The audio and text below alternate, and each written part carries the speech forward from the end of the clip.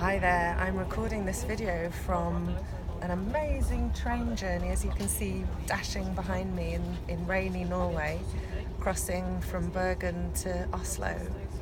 And I'm taking this opportunity of a very beautiful view to really start with the very basics of beginning to be free from an addictive, compulsive tendency that we feel trapped inside.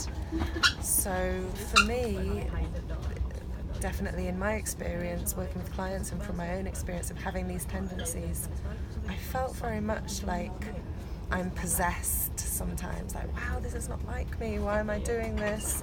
Knowing that this isn't my best self, and yet still somehow powerless or not able to stop, moderate, break away from the pattern, and really feeling quite disappointed, chaotic within that.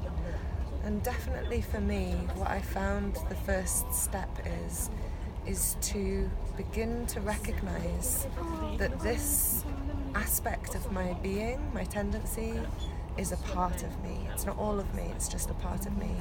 Even though at times it can feel like I'm completely taken out by it, totally possessed by it, it isn't all of me, and that's not the case. And so I need to find that tiny gap of awareness where I know that it's just a part of me. How do I do this when I'm completely possessed, when I'm feeling completely possessed in the middle of that behavior? For me, that was compulsive eating in the past. Well, the first step for me is very much to start to slow the process down when I'm right in the middle of the addictive behavior with food or with whatever it is that you're battling against now. And that feeling of slowing it down is certainly not easy when that habit has been going on for many years. It feels like a runaway train. And so there's an invitation here to start to take note of what's happening outside of the behavior. So when there's been a behavior, when there's been a relapse or a feeling of, wow, going off into that behavior again, to come back, to regroup afterwards, after the event, to maybe take a pen and paper if you're a writing person, or to sit in meditation and be with these questions and think, what happened there? What was it that I was engaged with? What did it feel like in my body? What was going through my mind at the time? What emotions did I have? What feelings when I was engaged in that? And to really start to brainstorm, mind map, list, explore in writing or explore in the mind. I find writing can really help because it really creates that bit of distance and feeling of separation from it.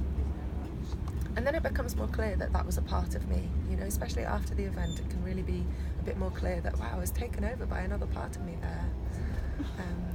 And I'm going to stop right there because we're going to explore in the next video kind of the next stage. How can I really start to bring more empathy, more compassion into the experience of being possessed? How can I really know that that's a part of me? And how can I know that that part is actually there to help me? That's a big step. So we're going to take it slow, we're going to take it step by step, and I'm also going to consolidate some of what we explored in this video. And meanwhile, just to drop another little hint in, when you're doing this writing exercise, when you're doing this mind mapping, just check your body, make sure your body's nice and relaxed, that you're not coming from a critical, judgmental part of you, that you're really getting that distance from a compassionate, open and relaxed place. Not easy, but simple, so I'll guide you through it in the next video too.